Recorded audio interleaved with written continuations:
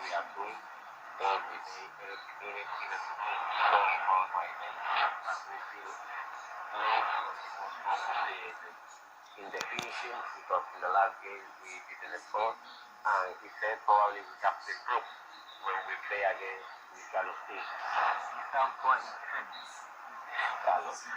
When we talk about football, it's a lot of them.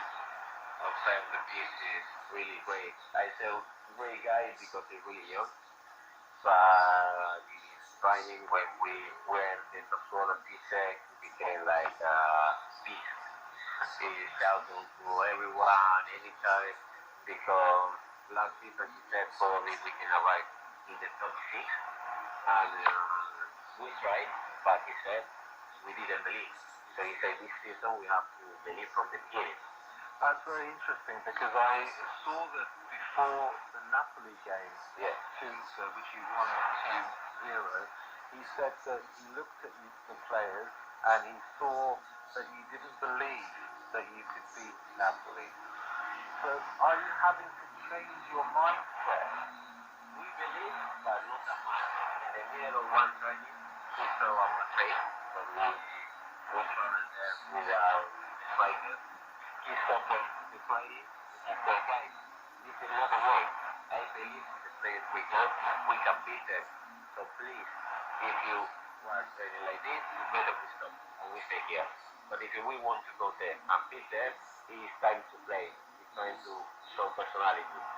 And then when we beat them, he looked at our face, the training room, face to face, saying, you see, I told you before, you have to believe. You have to believe. And well, a really nice moment for us because it's really long time we are trying to do this stuff.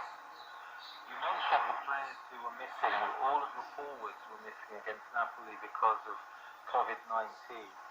How difficult is it to play at the moment with the second wave of the pandemic coming?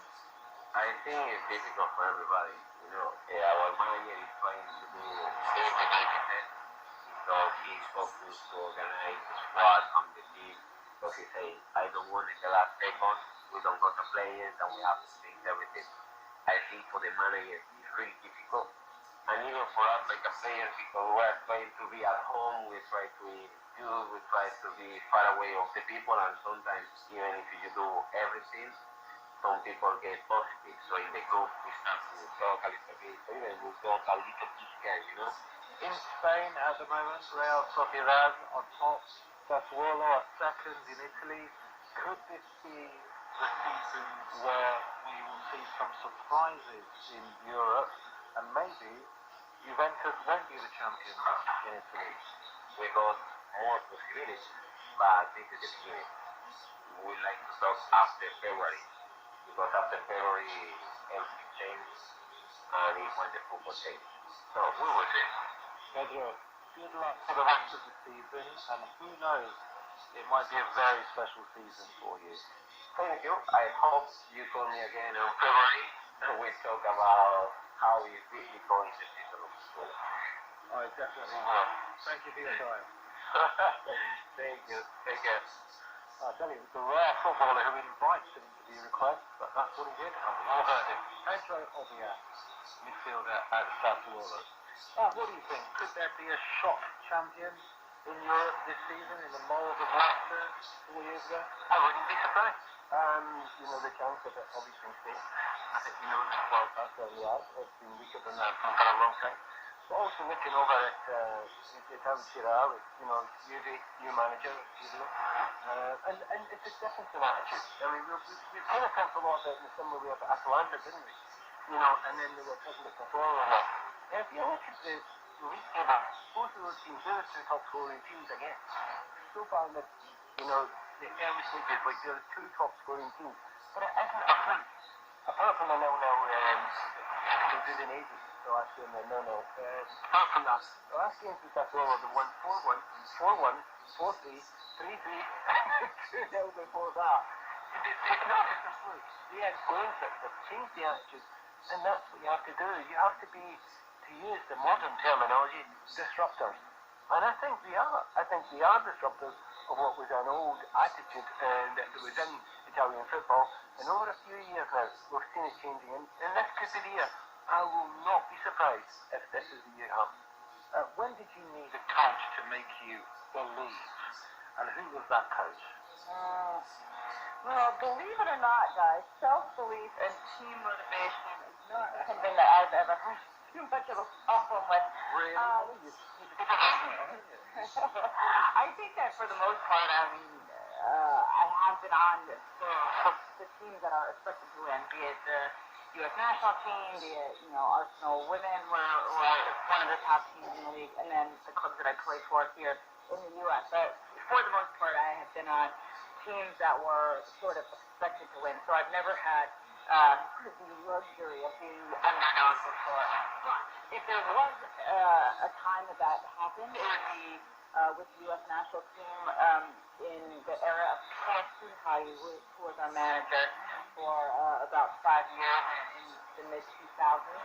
And right before big tournaments, the Olympics in 2008, we lost our big goal scorer, Abby Warlock, for broken legs right before the tournament. Speaking of meaningless international matches, she broke her leg in our last meaningless international match before departing to the Olympics.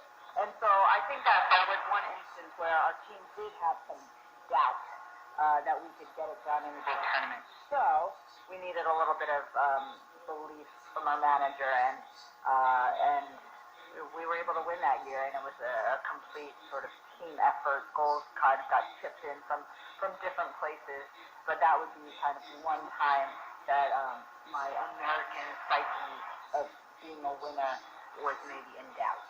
You know what, Manny? You need somebody that suits you and your personality. I was fortunate to work under a number of very good managers.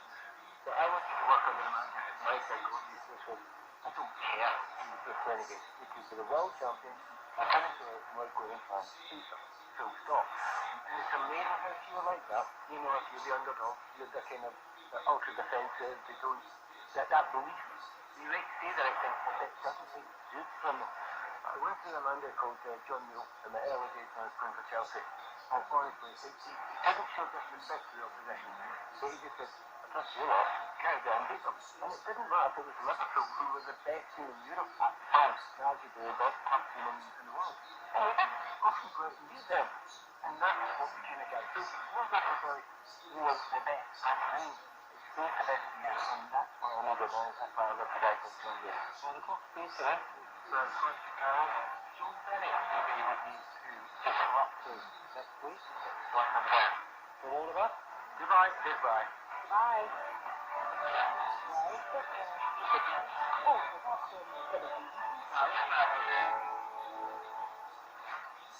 You're listening to the BBC World Service, where we're taking on the news.